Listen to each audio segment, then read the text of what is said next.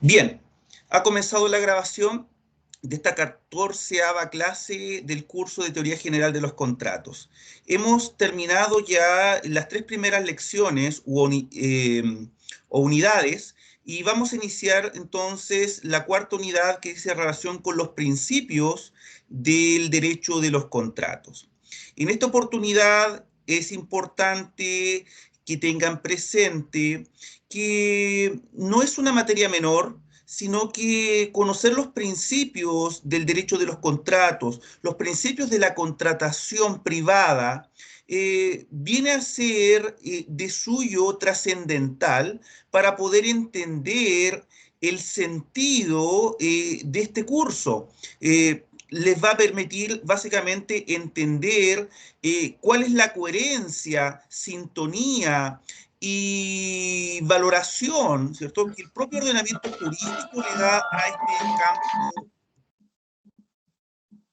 le da a este campo entonces del estudio. Por favor, tengan sus micrófonos apagados para que no interrumpan.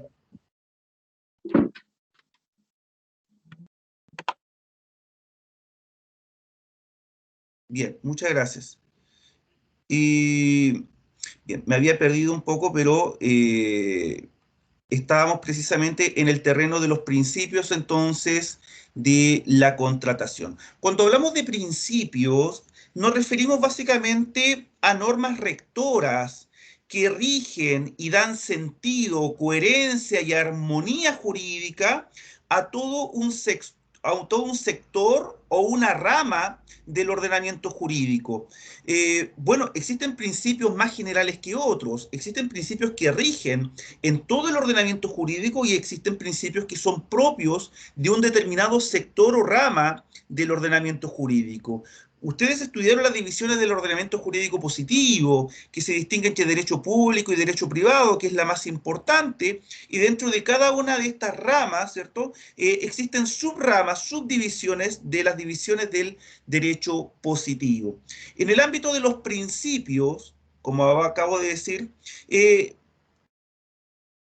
nos interesa básicamente conocerlos porque a partir de ellos podemos conocer, deducir, inferir e inclusive llegar a interpretar, ¿cierto?, el sentido y alcance de las normas en el ámbito contractual. Todas las normas que rigen y regulan el derecho contractual, entonces podemos conocerla mucho más a fondo, inclusive en un sentido ontológico. ¿Por qué básicamente están estas y no otras? ¿Por qué se concatenan unas con otras? ¿Y cuál es la relación armónica y como sistema que podemos entender a partir de la teoría general del contrato? Es por ello entonces que los principios generales de la contratación vienen a ser normas, ¿cierto?, supremas, normas generales, ¿cierto?, que le dan sentido, que le dan básicamente una fisonomía propia para poder entender en su conjunto como sistema el derecho contractual. Así que, teniendo esto presente, vamos a estudiar los principios de la contratación. Por ahora, pienso yo que lo único que vamos a alcanzar a ver dentro de este semestre son los principios clásicos de la contratación, sin poder nuevamente alcanzar a ver algunos principios que dicen relación con el derecho europeo de los contratos o los principios internacionales en materia de contratación y, por qué no, el proyecto sobre los principios latinoamericanos del derecho de los contratos, que yo lo había puesto inclusive en el programa. Creo que todo este estudio yo creo que da probablemente para un posgrado, ¿cierto?, en materia de contratación nacional e internacional, pero creo que ahora nos vamos a concentrar básicamente en lo esencial, en lo clásico, en lo básico o fundamental, que son los principios de la contratación chilena, ¿cierto?, y que de alguna manera guardan relación con la historia y teoría general de la contratación en particular. Pues bien, llegado a este punto, ¿cierto? Llegado a este punto, cuando estudiemos los efectos de los contratos, llegado a lecciones más adelante, vamos a encontrarnos que no hay que confundir los efectos de la obligación y el efecto del contrato, porque el efecto del contrato, pues bien, son los derechos y obligaciones que nacen, ¿cierto?, de este. Ahora, teniendo en cuenta el artículo 1545 y 1546 del Código Civil, vamos a llegar a la conclusión que ninguno de los efectos y ninguno de los principios que vamos a ver a continuación serían posibles si no existiese, ¿cierto?, un principio fundamental, un metaprincipio que de alguna manera trascienda a los otros y viene a ser el fundamento, la piedra angular de todo el derecho de la contratación en el ámbito del derecho privado.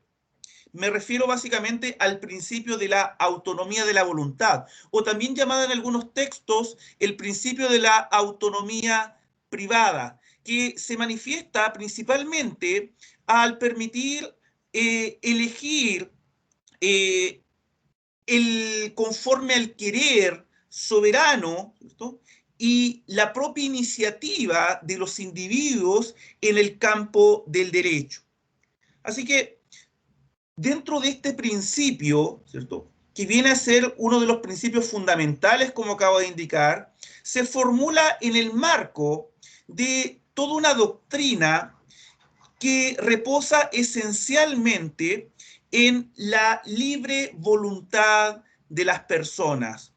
Esta viene a ser la fuente y la medida de todos los derechos y obligaciones que el contrato produce.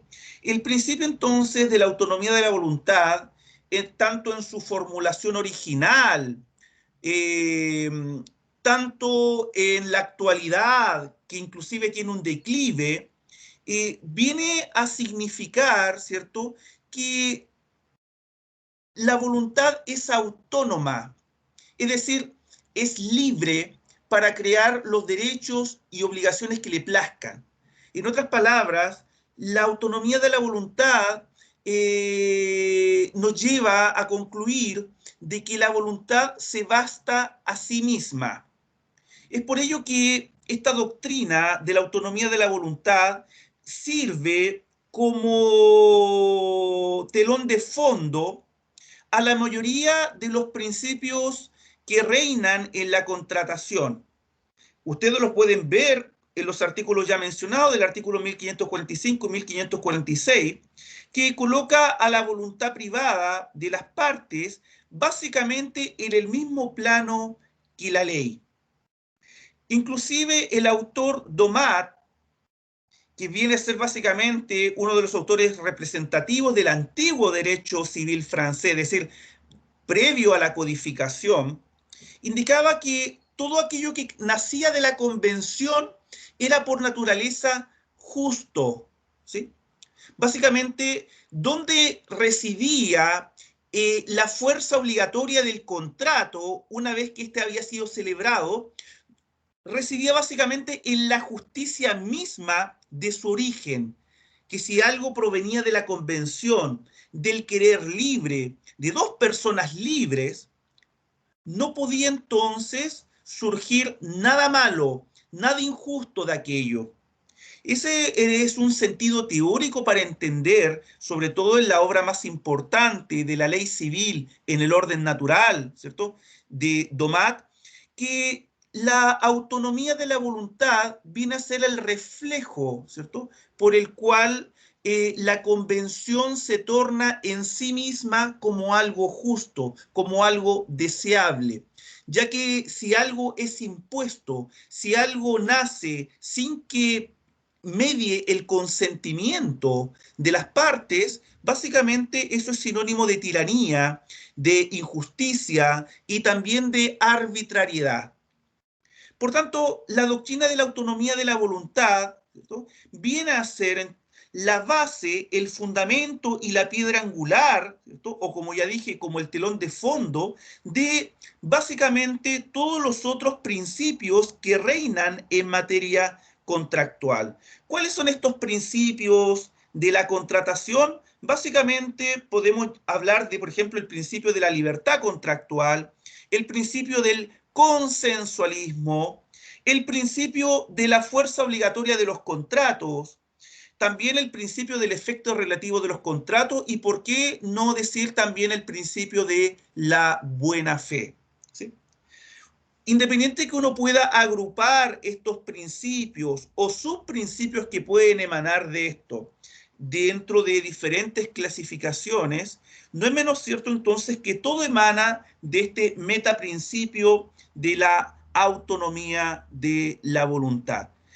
La autonomía de la voluntad, de alguna manera ustedes ya saben o han estudiado en sus estudios de la teoría del acto jurídico, que viene a ser el fruto en el campo jurídico de la corriente filosófica del derecho natural basado en la razón. En otras palabras, el jus naturalismo racionalista viene a ser entonces el foco en el campo jurídico de la doctrina de la libertad natural del hombre. Esta libertad natural que reposa, ¿cierto?, en la idea de dignidad, en la idea de que el hombre, al ser un ser racional, ¿cierto?, se gobierna por los propios fines que autónomamente entonces se dicta. Y es por ello entonces que ni el Estado ni cualquier otro grupo de personas pueden interferir en la libertad de las personas. También decía Domat en su obra ya indicada que la convención y el derecho contractual se basa y tiene por fundamento la iniciativa privada. Básicamente, la autonomía de la voluntad no es otra cosa que darle auge, darle sentido, darle concreción en el campo jurídico contractual a la iniciativa privada. La iniciativa privada que viene a ser el motor de la actividad económica, el motor de la circulación de la riqueza, de los bienes y servicios. La iniciativa privada, entonces, viene a ser un valor que el derecho objetivo, que el ordenamiento jurídico viene a proteger, un interés jurídicamente relevante. ¿Qué sería el mundo sin la iniciativa privada? Sin este individualismo de querer sacar el máximo provecho. Y el máximo provecho se puede alcanzar solo conviviendo con otros, teniendo relaciones con otros, intersubjetividad, estableciendo relaciones jurídicas, activas y pasivas, de un acreedor frente a un deudor. ¿En base a qué? En base a la iniciativa privada, a la autonomía privada. Básicamente aquí ya no hablamos un querer que es manifestado, sino lo que nos interesa es que se manifiesta el objeto de ese querer.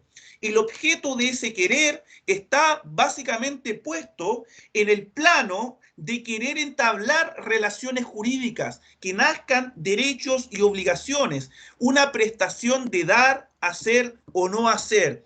El objeto de ese querer, entonces, es el que pone de relieve en todo negocio jurídico, llamado aquí el contrato. Es por ello entonces que esta doctrina filosófica de la libertad natural del hombre, llevado al campo jurídico como el jus naturalismo racionalista, tiene entonces todo un momento de madurez en el siglo XVIII, llegado entonces a finales de este, con un momento histórico crucial, ¿cierto?, en la historia de la humanidad y que también, obviamente, tiene su fuerza en el campo político y jurídico. Me refiero básicamente al 14 de julio de 1789, con la toma de la Bastilla, que viene a ser básicamente un enfrentamiento simbólico donde se declara, ¿cierto?, el inicio de la Revolución Francesa. La caída del antiguo régimen. ¿Y cuál es el nuevo régimen que nace con esta primera revolución francesa? ¿Cuál es el nuevo régimen? El régimen, ¿cierto?, que viene en la soberanía del pueblo, la soberanía popular, influenciado en que si una persona acepta vivir en sociedad es porque así lo ha consentido en un pacto social. Por tanto, tanto la sociedad política tiene origen en un pacto, en una convención. Por tanto, No podría ser de otra manera la explicación de que toda relación jurídica privada, la justicia reposa sobre la base de un pacto, sobre la base de una convención. Y esa convención, ¿cierto?, va a tener fuerza, va a tener protección jurídica sobre la base de que los individuos que la celebran son personas libres. Son personas libres, y por cuanto son personas libres, son personas que tienen dignidad. La dignidad del hombre y de la mujer se basa en su libertad. Y la libertad, ¿cierto?, tiene como fundamento una naturaleza racional del individuo. Y la naturaleza racional que pone en el acento en los elementos cognoscitivos, ¿cierto?, se traslada también a una libertad en el ámbito volitivo, es decir, del querer, de la intención, de la voluntad. Entonces, juntado y puesto en relieve el ámbito cognoscitivo y volitivo, entonces, nace la autonomía privada en el campo jurídico y también llamado la autonomía de la voluntad, que viene a ser cristalizado, ¿cierto?, según varios autores, de manera explícita o implícita, ¿cierto?, el ámbito de la libertad en toda la corriente codificadora del siglo XIX, partiendo con el Código Civil francés del año 1804, que fueron influenciando, ¿cierto?, los distintos códigos en este siglo decimonónico, llegando entonces inclusive a Latinoamérica, con los grandes redactores de los códigos civiles más importantes, como Andrés Bello en Chile, ¿cierto?, Vélez Sarsfield en Argentina, Freitas en Brasil, que son básicamente las grandes codificaciones latinoamericanas que recogen este principio de la autonomía privada. Algunos le llaman autonomía privada, otros le indican autonomía de la voluntad, pero finalmente, ¿cierto?, todo tiene un punto común, una zona secante, que la libertad contractual, ¿cierto?, se encuentra, ¿cierto?, consagrada en todos los códigos civiles, ¿cierto?, del derecho occidental. Es lo que yo puedo constatar, ¿cierto?, de toda la lectura y la ciencia jurídica hasta el día de hoy. Según los juristas del siglo XIX, lo contractual entonces es lo necesariamente justo. Y así fueron los comentadores de las obras de Domat, luego de las obras de Potier, y sobre todo en el siglo XIX los comentaristas del Código Civil de Napoleón. Se le llama Código Civil de Napoleón precisamente porque fue redactado por orden y mandato de Napoleón. Sin embargo, entonces, las grandes mentes que estuvieron detrás de su redacción, como Portalis, como Cambaceres, dieron este empuje, esta visión de Potier, que lo contractual, ¿cierto?, tenía que reflejar la idea de justicia, la idea de la libertad, la idea de la igualdad y la idea de la fraternidad en el campo del derecho privado. El contrato, entonces, para los juristas a partir del siglo XIX, garantizaba, más allá de la justicia, también la utilidad social, pues el libre juego de la iniciativa privada, de la iniciativa individual, asegura de una forma espontánea un equilibrio y prosperidad económica. Y por ello toda relación jurídica que reconozca un contrato como fuente viene a ser entonces algo útil, algo justo, algo bueno, algo deseable, ya que viene a ser el presupuesto mismo de la libertad en el ámbito jurídico, que no nos podamos ver constreñidos a cualquier otra voluntad externa de terceras personas, de grupos o inclusive del propio Estado. Bien, esta viene a ser, ¿cierto?, la visión, ¿cierto?, clásica por la cual nace y es piedra angular, ¿cierto?, este metaprincipio o principio supremo o principio fundamental en materia de la contratación privada, en materia entonces del derecho civil contractual. Hoy en día, el principio de la autonomía de la voluntad ha sido siempre puesto en boga, sobre todo desde la segunda mitad del siglo XX, porque pareciera ser que salta a la vista que todo esto que yo he mencionado, que está puesto en un sentido ideal, teórico o abstracto, que es deseable, termina convirtiéndose en la realidad sociológica como una falacia, ¿sí? Como una falsedad, algo que no se cumple por muy buenos deseos que tuviésemos. Únicamente en circunstancias de real igualdad entre los contratantes podría tener algo de verosimilitud. Pero como ya se indicó en su momento, cuando vimos las funciones económicas y sociales del contrato, la verdadera igualdad, la igualdad real, es prácticamente inexistente. Y si no existe real igualdad, difícilmente se podrá conseguir libertad y fraternidad en la práctica, porque el más fuerte tenderá a abusar de su fuerza. Y cuando hablo de fuerza, no hablo de la fuerza física, sino de su fuerza en el campo social, su fuerza en el campo económico, su fuerza inclusive en el campo moral, ¿cierto? No dudará muchas veces de utilizar y abusar.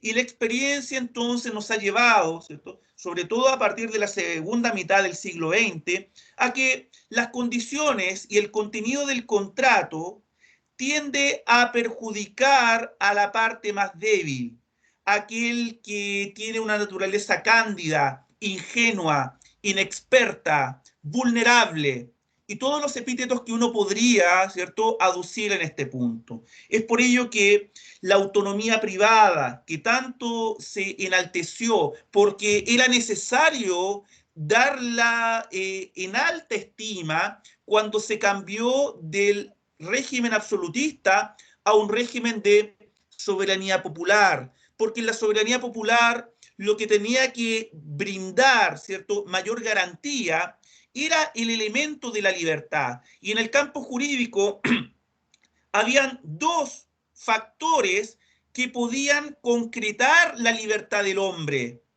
Uno, básicamente, era la autonomía de la voluntad en el ámbito de la contratación, y el segundo era la consagración de la propiedad privada, del dominio, del derecho real, porque ¿dónde el hombre puede exteriorizar de mejor forma su libertad, sino en aquellas cosas que son de su propiedad?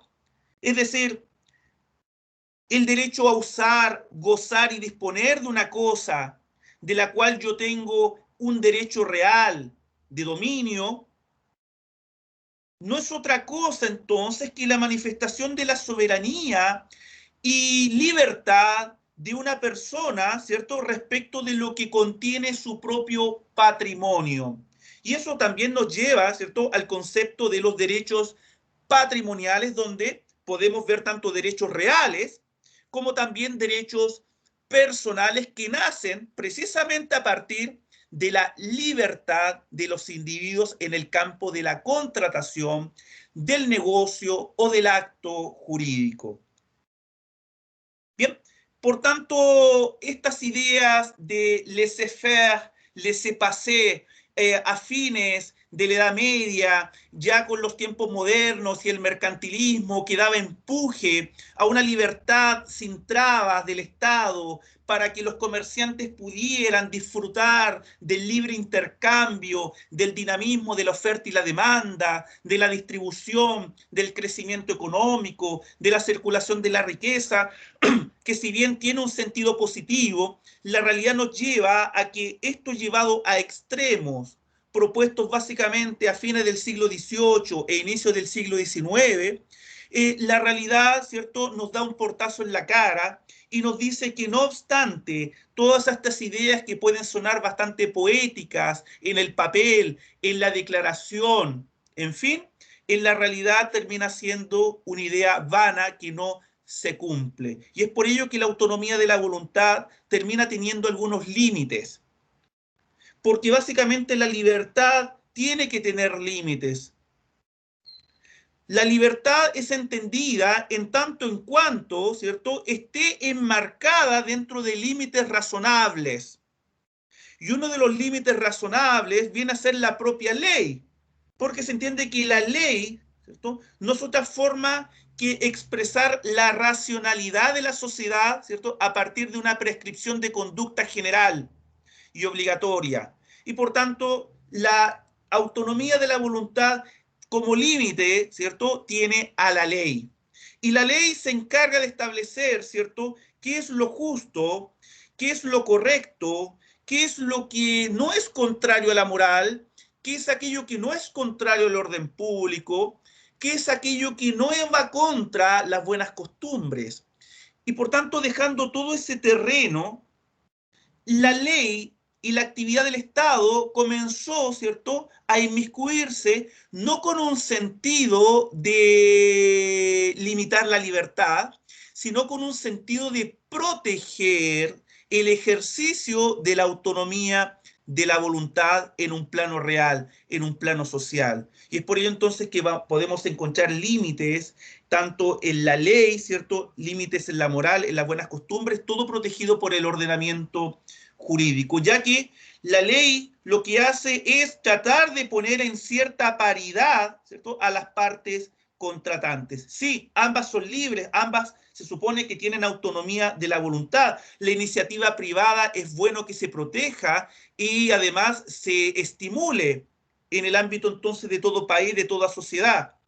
Pero entonces los límites están puestos por necesidades de colectividad, por la función social que tiene el contrato en el día de hoy, por la función del solidarismo, por la idea entonces de que el egoísmo y el individualismo, que han sido el motor de nuestra historia, es necesario ponerle freno porque finalmente el individuo tiene que convivir con otros. Todos esos elementos, ¿cierto?, propios que son parte de la contratación en su sentido genuino, ¿cierto?, tienen que empezar a convivir, ¿cierto?, con elementos de solidaridad, con elementos entonces de cooperación, con elementos de lealtad, con principios de buena fe, en fin. Y todo eso entonces nos lleva a tener una idea mucho más justa y racional del contrato, porque ya no basta los principios que le dan un contexto netamente teórico, sino también estos principios tienen que tener una aplicación en la vida social, en lo práctico, en la vida real. No sé si hemos visto todo lo necesario en este punto, pero no nos vamos a explayar más y vamos a decir por el momento que el principio de la autonomía de voluntad, como ya ha quedado netamente asentado, que es una doctrina que se caracteriza porque una persona resulta obligada, porque esa ha sido su soberano querer, lo que lo lleva a determinar que la fuente de esa obligación lo es la voluntad de la persona y por cuanto así lo ha querido, ha estado vinculado y será vinculado frente a otra. El fundamento, entonces, filosófico de la autonomía de la voluntad, entonces, está en el principio de la libertad natural del hombre, ¿cierto? En la visión filosófica de esta, llevada al campo jurídico como el principio, entonces, o la visión del jus naturalismo racionalista. La Revolución Francesa, ¿cierto?, haciendo un resumen, viene a ser el corolario histórico en el cual podemos ver un antes y un después en la sociedad política, y eso también tiene una proyección en el ámbito jurídico con el surgimiento, ¿cierto?, y enaltecimiento de la autonomía de la voluntad. Y esto obviamente es lo que termina fundando el Estado como un contrato social bajo las explicaciones, ¿cierto?, de las teorías contractualistas en el campo político, sobre todo viendo las visiones de John Locke y sobre todo las visiones de Jean-Jacques Rousseau. Nuestro Código Civil, entonces, como es decimonónico y heredero de la tradición continental europea, sobre todo del Código Civil francés, recoge estas ideas, ¿cierto?, plasmadas en la Revolución Francesa y en la Declaración Universal de los Derechos del Hombre y del Ciudadano, y por tanto el principio de la autonomía de la voluntad se erige como un metaprincipio, un principio supremo que le da vida, sentido, ¿cierto?, y fundamento a otros subprincipios que ya habíamos visto. Por lo mismo, teniendo nuestro Código Civil a mano, ¿cierto? Podemos entender, ¿cierto?, que existen distintas normas que vienen a hacer colación, ¿cierto?, de todo lo que hemos indicado en el día de hoy. El artículo 1545, que ya a esta altura deberían saberlo ya de memoria, establece un principio que es el principio de la fuerza obligatoria de los contratos, ¿sí?, del cual emana un subprincipio que es el principio de la intangibilidad contractual. Todo contrato legalmente celebrado es una ley para los contratantes. Eso es lo que nos indica actualmente la norma, artículo 1545. Y leo a continuación, ¿cierto?, que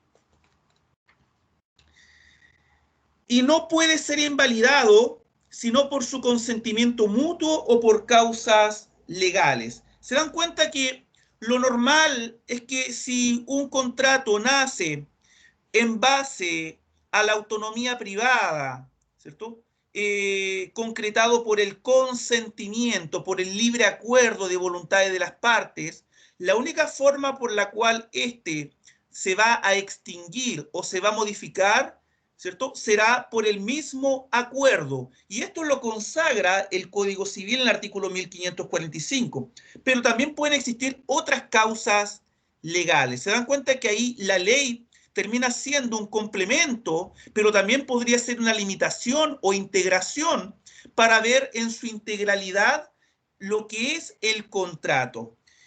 Y nos dice que tiene fuerza de ley, significa que es una ley para los contratantes, por tanto de ahí emana un subprincipio que es la intangibilidad contractual, que el contrato no puede modificarse, que si bien nace por la autonomía privada, una vez que nace, como tiene fuerza obligatoria de ley, este debe ser cumplido y no puede modificarse de forma unilateral. El artículo 1444 nos indica cuáles son los elementos de la esencia, de la naturaleza y puramente accidentales del contrato. Es decir, nos da cuáles son los elementos constitutivos del contrato. Y dentro de los elementos de la esencia, que son los generales y particulares, me voy a centrar en los elementos de la esencia generales, que básicamente obedece a los requisitos de existencia y validez en todo acto o contrato. Y aquí nos encontramos como principal o uno de los primeros requisitos la voluntad o consentimiento como requisito de existencia y que éste sea manifestado de forma libre y espontánea como requisito de validez, es decir, exento de todo vicio, exento de todo fraude.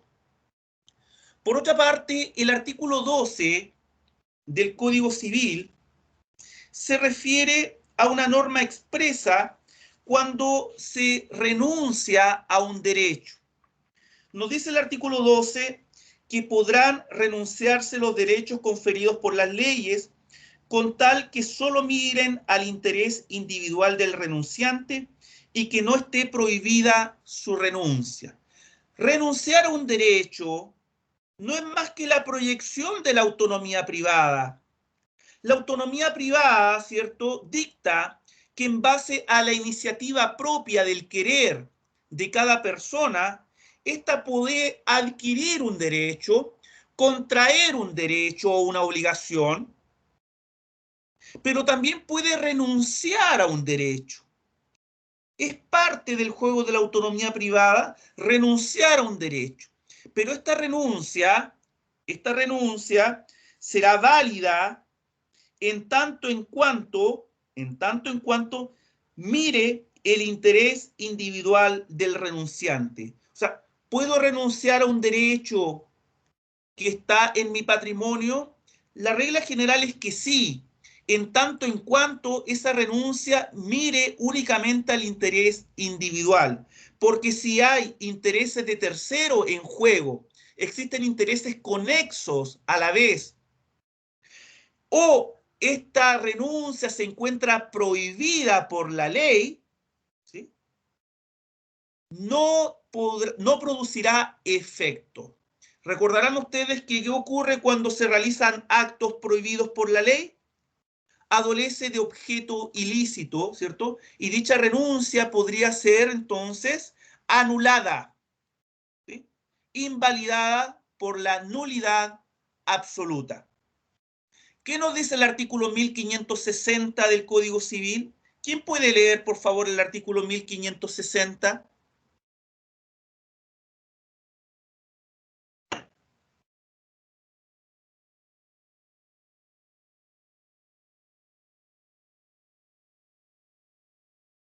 Profesor, Dígame.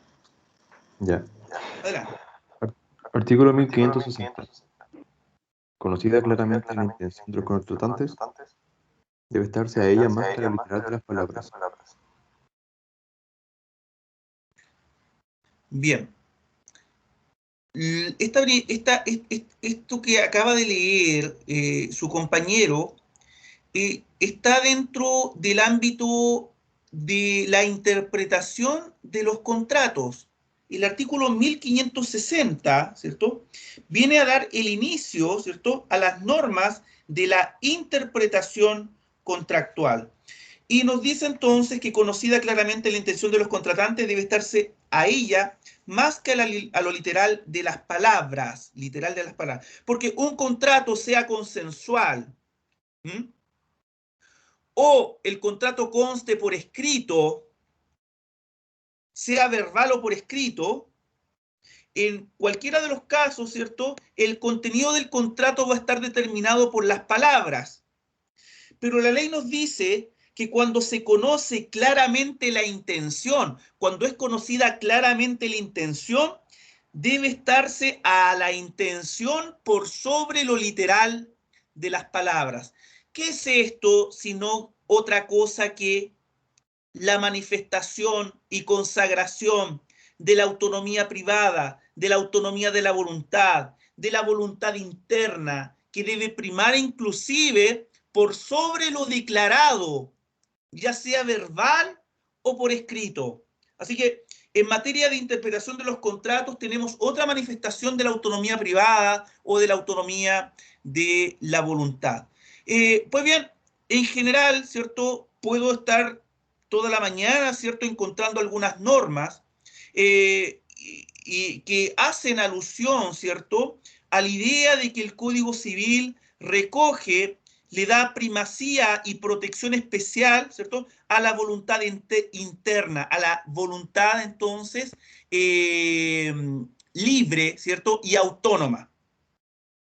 Con todo, como ya dije, ¿cierto?, en el siglo XX fue necesario poner algunos límites, ya sea por razones de igualdad material, social, de justicia y solidaridad en el terreno concreto, y se protege a la parte más débil, estableciéndose lo que se llaman los derechos irrenunciables, ¿sí? ¿Cuál es el típico contrato propio del derecho privado, que consagra por excelencia derechos irrenunciables que protegen a la parte más débil?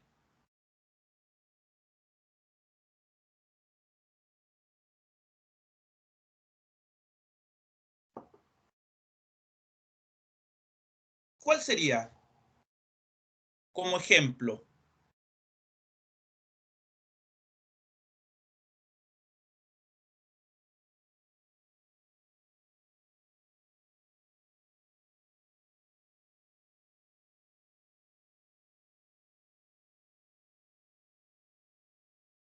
La clase pasada, creo que hablamos 20 minutos del contrato de trabajo, pues.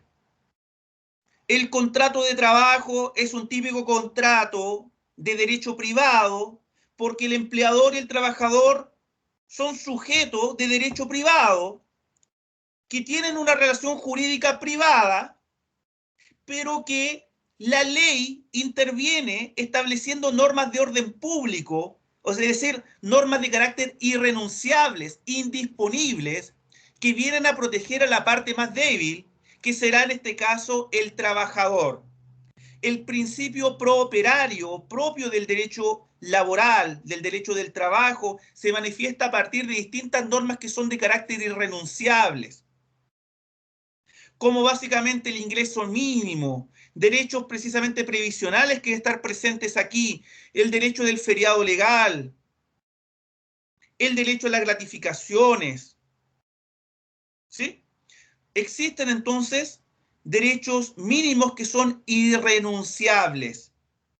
Y esto entonces no es más que normas de orden público que vienen un poco a equilibrar la balanza, dándole protección a la parte más débil. También podríamos aludir, ¿cierto?, a los contratos propios que se dan entre un comerciante y un particular, ¿cierto?, regidos por la ley del consumidor, la ley de protección a los derechos del consumidor. Todas las normas del derecho de consumo, también existen normas protectoras al consumidor, que es la parte más débil.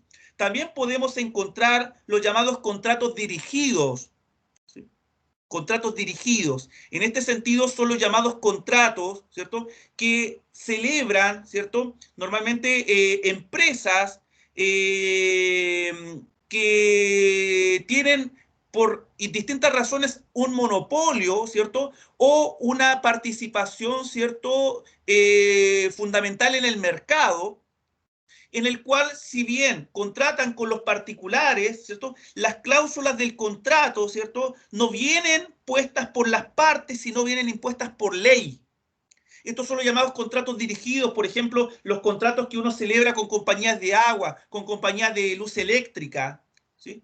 Porque es tan evidente la importancia en una comunidad, en una ciudad, estos servicios que lo prestan privados, no puede quedar el precio del consumo de estos servicios al libre juego de la oferta y la demanda, al libre juego entonces de la libre negociación y la autonomía privada de las partes, sino que en estos casos, más que establecer normas de orden público o derechos irrenunciables, lo que la ley hace derechamente es establecer determinadas cláusulas de sus contratos. Por eso se llaman contratos dirigidos, que normalmente celebran particulares, ¿cierto?, pero el contenido está puesto por ley.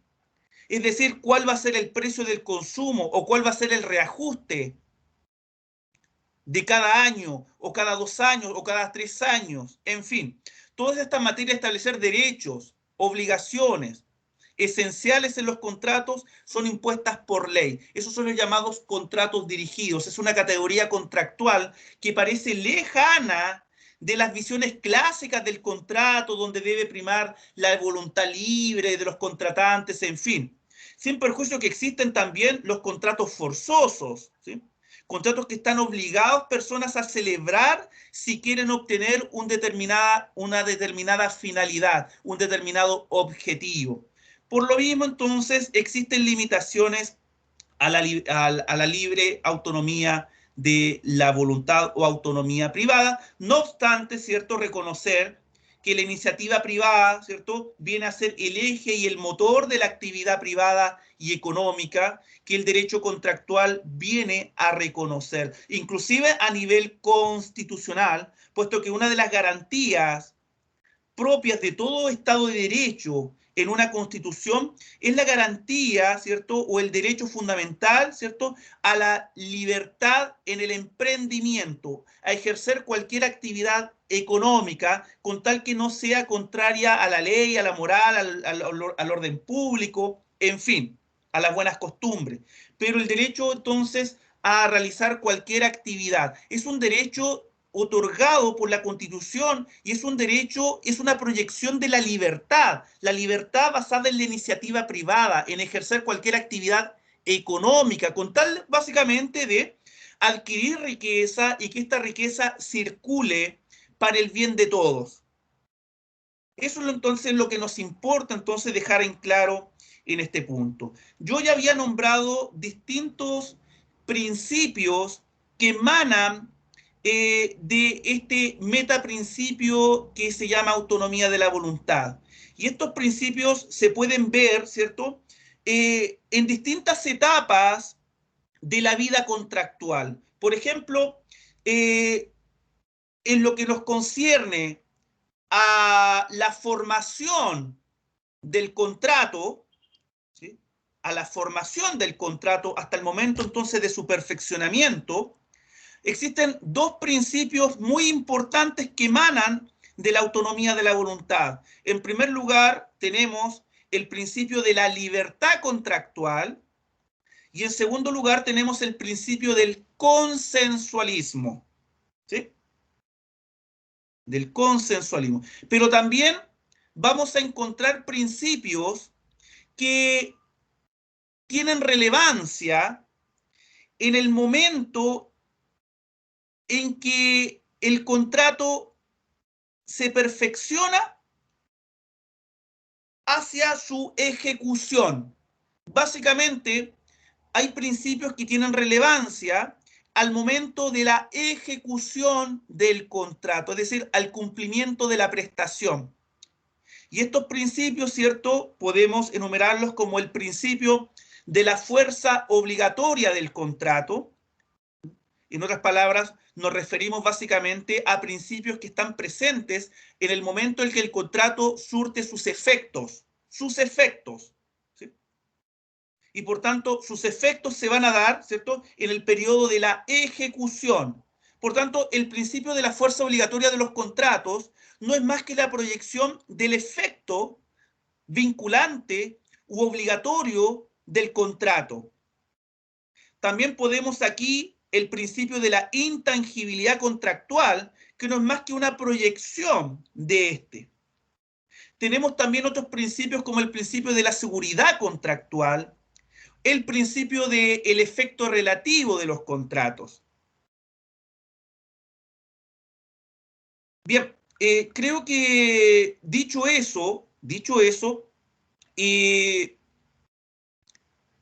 se me estaba quedando en el tapete un principio, ¿cierto?, que que va mucho más allá del tiempo en el íter contractual, sino que lo atraviesa completamente y no podemos dejar fuera, y lo vamos a dejar para el final, el principio de la buena fe, ¿sí? No podemos dejar fuera el principio de la buena fe. El principio de la buena fe es el único principio, ¿cierto?, que de alguna manera, ¿cierto?, tiene una naturaleza y existencia propia e independiente de la autonomía de la voluntad, puesto que la buena fe es un principio rector no solamente del derecho contractual, no solamente del derecho civil, es un principio rector de todo el ordenamiento jurídico, el principio de la buena fe, que por supuesto lo vamos a estudiar en el campo del derecho contractual, puesto que tiene una significación de primer orden.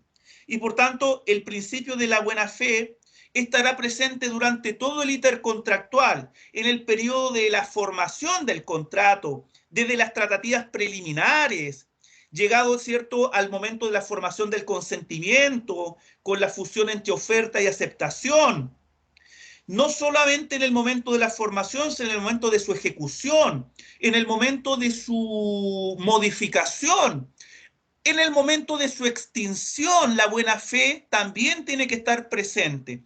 Por tanto, la buena fe es un principio rector que atraviesa como una verdadera diagonal todo el campo del derecho contractual, puesto que es un principio rector del ordenamiento jurídico.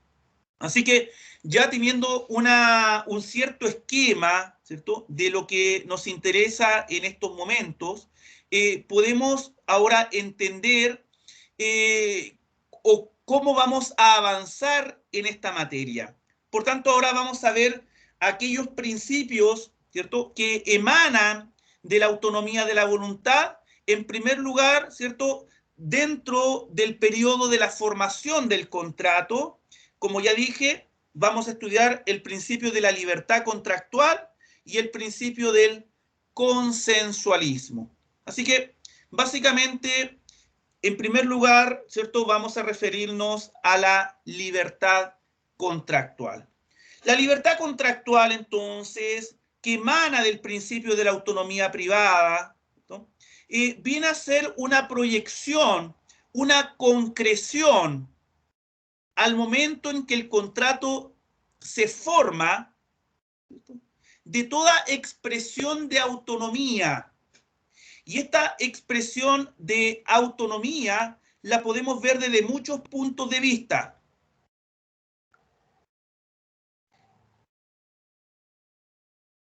Bajo este principio se manifiesta la existencia de tres facultades básicas que tienen todos los contratantes. ¿Sí? Como ya indiqué, como es la concreción fáctica de la autonomía privada en el campo de la formación del contrato, la libertad contractual, ¿cierto?, se erige, ¿cierto?, como algo esencial al momento de la formación, entonces, de todo negocio jurídico y que se puede cristalizar o materializar a través de tres facultades que son básicas en todo contratante.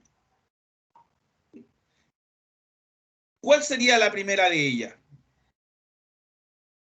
La primera dice relación con que nadie puede ser obligado a contratar contra su voluntad.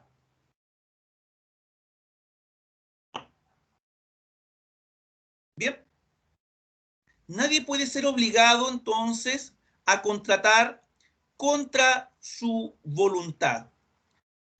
Esto es lo que se llama, ¿cierto?, la libertad, ¿cierto?, de la conclusión, ¿sí? O sea, ¿quiero o no quiero contratar? Esa es una libertad básica de todo individuo, ¿sí? Muchas veces uno se puede ver presionado por la necesidad o por la utilidad de un contrato, pero a fin de cuentas, nadie puede ser obligado a contratar contra su voluntad. Por tanto, las personas son libres de decidir si quieren o no contratar, si quieren o no celebrar un determinado negocio jurídico. Yo vuelvo a decir entonces, el principio de la libertad contractual, ¿cierto? De este derivan entonces tres facultades o subprincipios. El primero entonces, ser libre si se quiere o no se quiere contratar. En segundo lugar, si se decide contratar, si se decide celebrar un contrato, el siguiente estadio o facultad será de ser libre de elegir con quién quiero contratar. Soy libre para elegir mi co-contratante. ¿Con quién entonces voy a celebrar el negocio jurídico? La mayoría de los contratos, en general, puede ser indiferente con quién uno quiere contratar, pero al fin y al cabo, uno tiene la libertad de elegir con quién. Si yo, por ejemplo, busco un repuesto de un vehículo, posiblemente voy a hacer la búsqueda en internet y varias empresas, ¿cierto?, que ofrecen repuestos van a ofrecer el producto. Bien, por tanto, yo elegiré a la empresa que me convenga por las razones que yo libremente estime.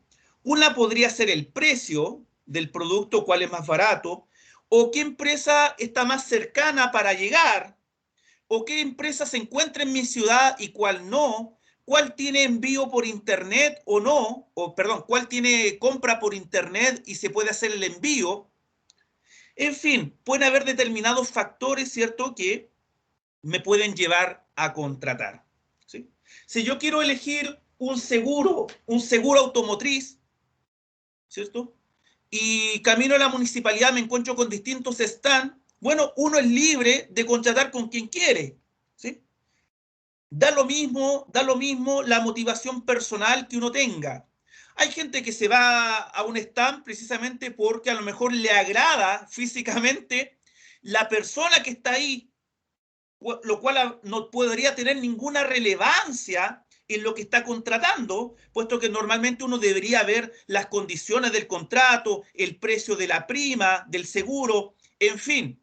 Pero hay gente simplemente que se motiva en razón de quién es el vendedor, de quién está a cargo, quién está en el mostrador, en fin. O sea, yo puedo tener el motivo que quiera y ese motivo el derecho lo respeta porque yo tengo la libertad de contratar con quien quiero, ¿sí? Así que, independiente que sea una razón importante o una razón inocua, tengo la libertad de celebrar el contrato con quien quiero. Y en tercer lugar, una vez que decido contratar y quiero contratar con determinada persona o empresa, en tercer lugar, la libertad contractual me lleva, ¿cierto?, a la consagración de la libre configuración interna del contrato. Esto es lo que se llama la libre configuración interna. Básicamente, libertad, entonces, para configurar, ¿cierto?, determinar cuáles van a ser las cláusulas y efectos del contrato. Toda estipulación que contiene un contrato, ¿cierto?, toda estipulación contractual significa entonces que las partes determinaron cuáles iban a ser las cláusulas o contenido del contrato. Y esto viene a ser básicamente lo más importante, las cláusulas del contrato. Porque yo soy libre para determinar cuál va a ser el contenido y los reales efectos que el contrato tendrá una vez que se perfeccione. Así que, ¿qué parte de la libertad más importante sería esta? De saber y poder determinar cómo va a ser configurado el contrato, cuál va a ser su contenido, cuáles van a ser sus cláusulas. Y eso básicamente se concreta en que las partes son libres para estipular, para negociar, ¿cierto?, cuál va a ser el contenido y los efectos del contrato. Bien. ¿Alguna duda hasta el momento?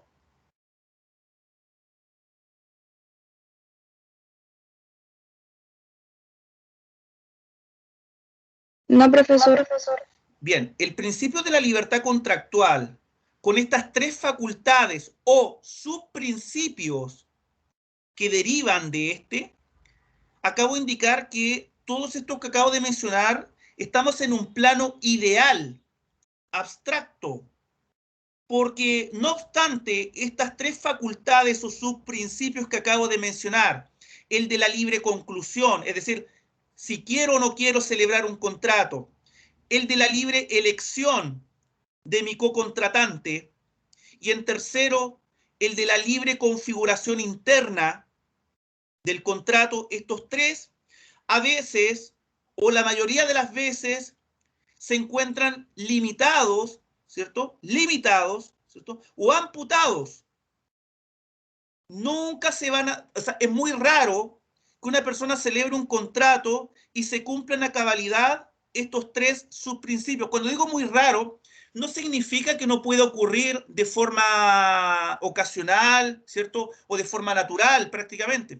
Pero en la vida cotidiana, estos tres subprincipios que acabo de mencionar muy rara vez se cumplen. Porque el primero, si quiero o no quiero contratar,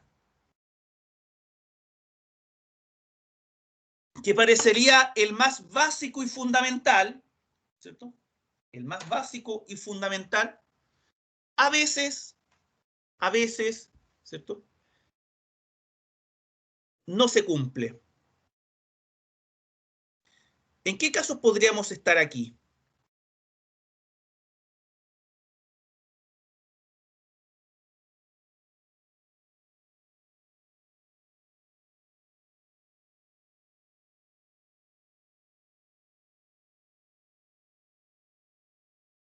Básicamente, esta libertad de si quiero o no quiero contratar, que básicamente es la proyección íntima con la autonomía privada, donde una persona solamente se ve obligada en base a un contrato porque así lo ha querido. Esto es que suena bonito en el papel.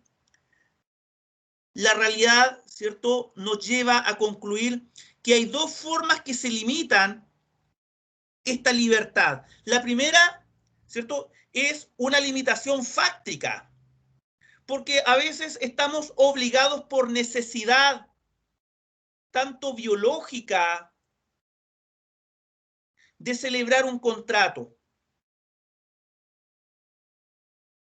En otras palabras, si una persona no tiene que comer prácticamente, si una persona no tiene que comer, no tiene dónde dormir, en fin, y por tanto, como carece de recursos y de bienes, la probabilidad de que esa persona fallezca de inanición, de frío o de hipotermia, está siempre presente.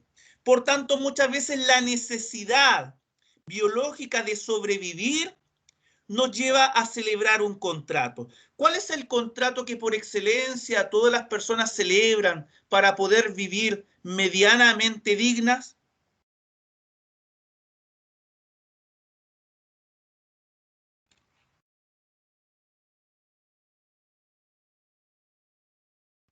¿El contrato de trabajo? Claro, nuevamente sale el contrato de trabajo. Si no trabajo, no como. ¿Han escuchado cuando alguien dice así? Si no trabajo, no como. ¿Han escuchado a sus padres decir eso? Bueno, básicamente es la realidad de la generalidad de la población. Pueden haber algunos privilegiados que podrán escapar de esta corriente, pero son la excepción. Por tanto, el contrato de trabajo, ahí tenemos, ¿cierto? Un contrato que la vida, la necesidad, la biología, el instinto de conservación me lleva finalmente a celebrarlo. Bueno, yo soy libre entonces de trabajar o no trabajar. Y en eso el Estado, ¿cierto? Lo respeta. Pero después no me puedo quejar que me falta la comida, que me falte el agua, porque yo no he querido trabajar. Pudiendo trabajar, no lo hago por querer. Hay gente que le cuesta encontrar trabajo, pero al fin y al cabo, cuando hablo de trabajo, ni siquiera hablo de un contrato de trabajo en el sentido de una relación laboral, formal. El que necesita comer va a trabajar en lo que sea. Se va a ofrecer, ¿cierto?, para cargar sacos en la feria. Se va a ofrecer para tapar algún hoyo en el pavimento con tierra con tal de que alguien le dé alguna retribución. Se va a poner a lavar autos porque necesita un ingreso. Y de una u otra forma, el contrato se celebra. A veces no es un contrato de trabajo, es un contrato de prestación de servicio. ¿Quién limpia los parabrisas? ¿Quién limpia un auto? ¿Quién barre una calle? ¿Quién se ofrece para llevar carga de un lugar a otro? Y en algunos casos ni siquiera es un contrato de trabajo, pero es una prestación de servicio que puede ser pagada de forma inmediata con tal de que la persona pueda comer o que pueda alojarse en algún lugar. En fin. Obviamente el contrato de trabajo en términos generales formales es el medio por el cual subsistimos. Si uno deja de trabajar, uno es libre para renunciar. Uno es libre para renunciar. El contrato de trabajo es uno de los pocos que se pueden terminar de forma unilateral, ya sea por renuncia del trabajador o despido del empleador. Pero en el caso de la renuncia del trabajador, el trabajador puede renunciar, pero las consecuencias las va a asumir él, que no va a poder pagar el arriendo, que no va a poder pagar la luz, el agua, el alimento, en fin. Ahí tenemos entonces una limitación a la primera facultad de si quiero o no quiero celebrar un contrato. Que esta limitación básicamente está impuesta por la fuerza de las cosas. Si yo no quiero contratar, el Estado respeta eso, ¿sí? Lo respetará, pero yo podría morirme de inanición porque no voy a comer, porque no pude trabajar y no pude adquirir un alimento, en fin. O vivo de la caridad, ¿sí? ¿Sí? Si una persona no trabaja, vivirá de la caridad. Y si es que puede vivir de la caridad, puesto que la caridad en el día de hoy, ¿cierto?, va a la baja, va a la baja. Por tanto, ahí tenemos una limitación dada entonces por una situación de necesidad fáctica, por propio instinto de conservación. Pero existen también lo que se llaman contratos forzosos, que la ley, es decir, el propio Estado, te obliga a celebrar. O sea, aquí la libertad de que si quiero o no quiero contratar no existe. Pero ojo, no se trata de que el Estado va y te pone y te afirma la mano, ¿cierto?, con un lápiz y te lleva a contratar. No. Se trata de que de alguna forma el Estado establece como obligatorio un contrato si uno quiere gozar de una determinada prerrogativa. Es obligatorio un contrato si yo quiero ejercer o cumplir o alcanzar un determinado fin. ¿Me explico? No es que el Estado nos obligue a celebrar un contrato porque sí, de forma obligatoria y forzada. Se llaman contratos forzosos porque el individuo no tiene otra opción de celebrar un contrato si quiere cumplir un determinado objetivo. ¿Alguien puede darme un ejemplo de un caso como este?